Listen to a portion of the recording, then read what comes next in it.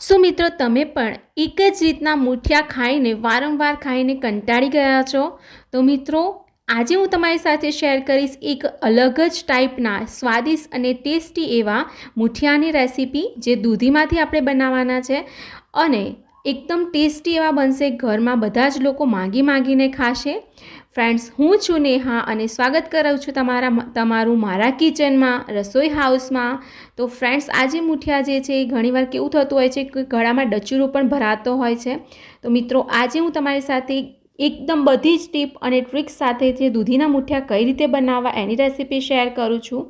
તો સૌથી પહેલાં મિત્રો દૂધી મેં લીધી છે અને એક વાડકી જેટલો ઘઉંનો લોટ લેવાનો છે અને 2 વાડકી મેં જુવારનો લોટ લીધો છે અને પછી આપણે જે ઢાંડવા ઢોકળાનું જે મિક્સચર આપણો લોટ હોય છે, બસ એ વાટકી જે 1.5 વાટકી મેં એ મિશ્રણ લીધું છે અને આપણે એની અંદર સાથે બેસન પણ ઉમેરી દેવાનું છે. એટલે કે 1 વાટકી જેટલો ચણાનો લોટ ઉમેરવાનો છે અને 1 વાટકી આપણે રવો ઉમેરીશું. તો ફ્રેન્ડ્સ, આની અંદર બધા જ લોટ મેં મિક્સ કર્યા છે અને તમને જોશો એકદમ હેલ્ધી એવો આપણો નાસ્તો બનીને તૈયાર થાય છે. તમે સવારે પણ ખાઈ શકો છો. ઇવન તમે સાંજની ભૂખ હોય તો સાંજે પણ તમે બનાવીને ખાઈ શકો છો અને રાતે તમે ચટણી કે દહીં કે પછી કોઈ બી ચા સાથે પણ આને ખાઈ શકો છો. નાનકડી ભૂખ તમને જો લાગી હોય તો ખાઈ શકો છો.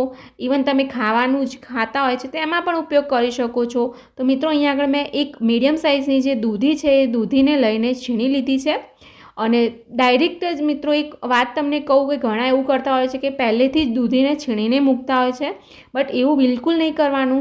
જ્યારે આપણે મૂઠિયા બનાવવાના છે ત્યારે લોટ બધા મિક્સ કરી લેવાના અને તરત જ એ લોટમાં જ આપણે દૂધીને છીણી લેવાની છે.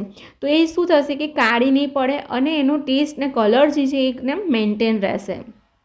તો હવે મિત્રો મેં અહીંયા આગળ દૂધી છીણી લીધી છે અને દૂધી ખાસી એવી હતી, તો દૂધી જેટલી પ્રમાણ સારું હશે એટલા જ આપણા મૂઠિયા જે છે એકદમ પોચા બનશે. ફ્રેન્ડ્સ, હવે મિત્રો અહીંયા આગળ લીલી મેથી તો મારી પાસે નહોતી, તો મેં કસૂરી મેથી નાખી છે 1 અડધી વાટકી. આદુ મરચાં અને લસણની વાટેલી પેસ્ટ ઉમેરી દીધી છે. હવે આપણે જે સૂકા મસાલા છે એ નાખી દઈએ. તો મેં 1 ચમચી જેટલું ધાણા જીરું પાવડર નાખ્યું છે.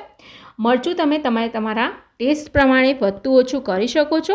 તો મરચું મેં અહીંયા આગળ 1 ચમચી નાખ્યું છે. પછી આપણે હળદર ઉમેરી લેવાની છે. તો હળદર મેં અહીંયા અડધી ચમચી નાખી છે.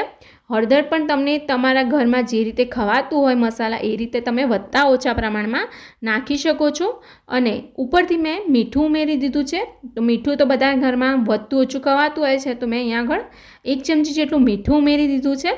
હવે ખાંડ ઉમેરવાની છે. ફ્રેન્ડ્સ, તો ખાંડ અહીંયા આગળ 2 ચમચી મેં અહીંયા ખાંડ ઉમેરી છે, કારણ કે મૂઠિયામાં જે છે એ ખાંડ અને ગળપણ સરખું હશે, એટલે કે ખટાશ ને ગળપણ, તો આપણા મૂઠિયા ખૂબ જ સરસ લાગે છે.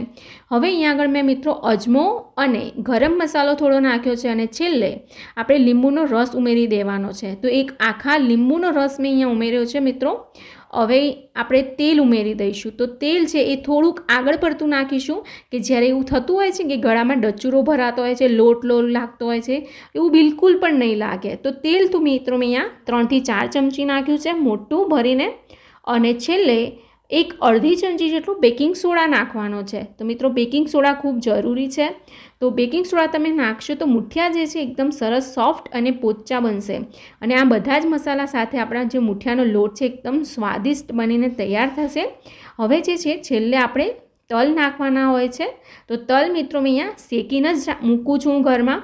તો તલ મિત્રો મેં શેકીને જ નાખેલા છે, તો બિલકુલ પણ એ કાચા નહીં લાગે. અને આજે મિત્રો તમે જોઈ શકો છો કે જે દૂધીમાંથી પાણી છૂટશે એમાંથી જ આપણે લોટ બાંધવાનો રહેશે. બિલકુલ પણ આપણે સાદા પાણી નાખવાની જરૂર નહીં પડે આમાં. અને જે દૂધીમાંથી ધીરે ધીરે પાણી છૂટતું જશે એનીથી જ આપણે જે મૂઠિયા છે એકદમ સરસ પોચા અને ટેસ્ટી રૂ જેવા બનવાના તૈયાર થવાના છે. ફ્રેન્ડ્સ, તો આ રીતે આપણે હાથથી વાળીને મૂઠિયાને બધા મૂઠિયા વાળી લેવાના છે.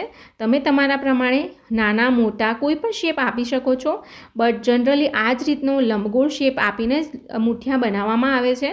ટ્રેડિશનલ રીત તમે જે કહો મિત્રો, તો આ રીતે જ મૂઠિયા બને છે. તમે તમારા પ્રમાણે સાઇઝ વધતી ઓછી કરી શકો છો. તો અને આ જે કુકર છે મિત્રો, સ્ટીમર, તો ઢોકળિયું જે છે એને મેં ઓલરેડી પહેલેથી ગરમ કરીને ડીશ હતી જે એની ઉપર તેલ લગાવી દીધું છે. તેલ બિલકુલથી લગાવવાનું રહેશે. તેલ જો નહીં લગાવો તો મુઠિયા જે છે એકદમ નીચે ચોંટી જશે. તો મુઠિયાને મેં અહીંયા આગળ કુકરમાં મૂકી દીધા છે. હવે આ કુકરનું ઢાંકણું બંધ કરીને આપણે 20થી 25 મિનિટ સુધી આપણે બફાવા દેવાના છે મુઠિયાને. તો 25થી 30 મિનિટ તો મિનિમમ તમારે રાખવાના છે અને ચપ્પુ નાખીને તમારે મિત્રો ચેક કરી લેવાનું કે મુઠિયા થયા છે કે નહીં. જો આ રીતે મેં અહીંયા 30 મિનિટ જેવું થઈ ગયું છે અને હું તમને ખોલીને બતાવું તો મુઠિયા જે છે એકદમ સરસ રીતે થઈ ગયા છે.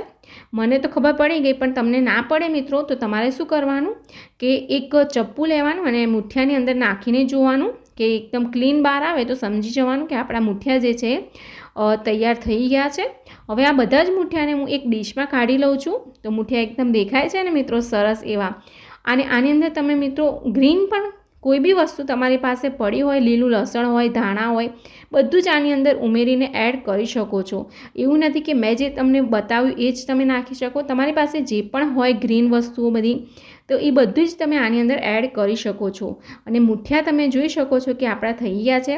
હવે મુઠિયા ઠંડા થઈ જાય થોડા. હવે ઠંડા થઈ ગયા પછી આપણે એને કટ કરવાના છે. જો ગરમ ગરમ કટ કરશો ફ્રેન્ડ્સ તો જે મુઠિયા જે છે સરસ શેપમાં નહીં કપાય. તો થોડાક ઠંડા થવા દેવાના અને પછી એને કટ કરી લેવાના.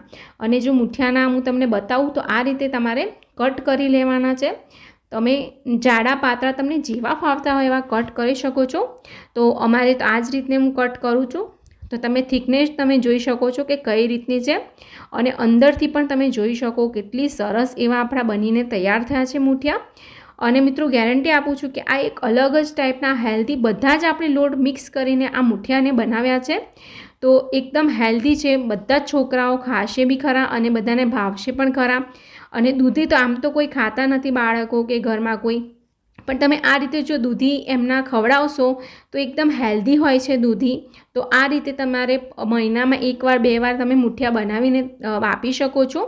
તો બસ આ રીતે મેં મુઠિયાને કટ કરી લીધા છે. હવે આપણે એનો વઘાર કરી લઈએ, કારણ કે કાચા તો મિત્રો ખવાતા જ હોય છે. બનતા જ અડધા અમારે તો 2-3 પૂરા થઈ ગયા હતા. પણ વઘાર કરશો તો એનો ટેસ્ટ બિલકુલ પણ વધી જાય છે અને એકદમ સરસ બને છે. હવે તેલ મેં થોડુંક આમાં આગળ પડતું લીધું છે. પછી એમાં રઈ અને જીરુંને તતરી જાય એટલે કે સહેજ એનો અવાજ બંધ થઈ જાય પછી આપણે તલ નાખવાના છે. તલ થોડા આગળ પડતા આમાં ઉમેરવાના છે. તો એક અડધી વાડકી જેટલા મેં તલ નાખ્યા છે. અને મિત્રો આ રીતનું મેં ઢાંકણ ઢાંકી દીધું છે, કારણ કે તલ જ્યારે નાખીએ ને ત્યારે બહુ જ આખું ગેસ જે છે એ ખરાબ થઈ જાય છે. તો ઉપરથી મેં ઢાંકી દીધું હતું. હવે આપણે જે મુઠિયાને કટ કરીને રાખ્યા છે તો એ બધા મુઠિયાને આપણે વઘારમાં નાખી દઈશું અને મિક્સ કરી લેવાનું છે કે જેથી આપણો જે વઘાર છે એ બધા જ મુઠિયામાં સરસ રીતે ચોંટી જાય અને એકદમ સરસ આપણા જે મુઠિયા છે એ તૈયાર થાય. તો જો આ રીતે મિક્સ કરી લેવાના છે મુઠિયાને બધાને વઘાર કરીને. તો જોતાં જ ખાવાનું મન થઈ જાય એવા સરસ એવા મુઠિયા બનીને તૈયાર થયા છે ને ફ્રેન્ડ્સ. તો અમે તો ચા સાથે સર્વ કરીએ છીએ. તો ફ્રેન્ડ્સ તમે આને ઇવન દહીં સાથે ખાશો ને તો દહીં સાથે પણ ખૂબ જ સરસ લાગે છે મુઠિયા. ચા સાથે પણ સારા લાગે છે અને ગ્રીન ચટણી સાથે પણ મસ્ત લાગે છે. તો તમે જેની પણ સાથે સર્વ કરવા માગતા હોય અને જેની સાથે તમને ભાવતું હોય તો તમે ખાઈ શકો છો. એકદમ હેલ્ધી એવી રેસીપી છે.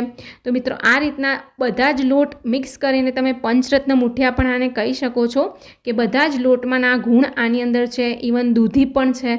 ખૂબ જ ટેસ્ટી એવા મુઠિયા બનીને આપણા તૈયાર થઈ ગયા છે.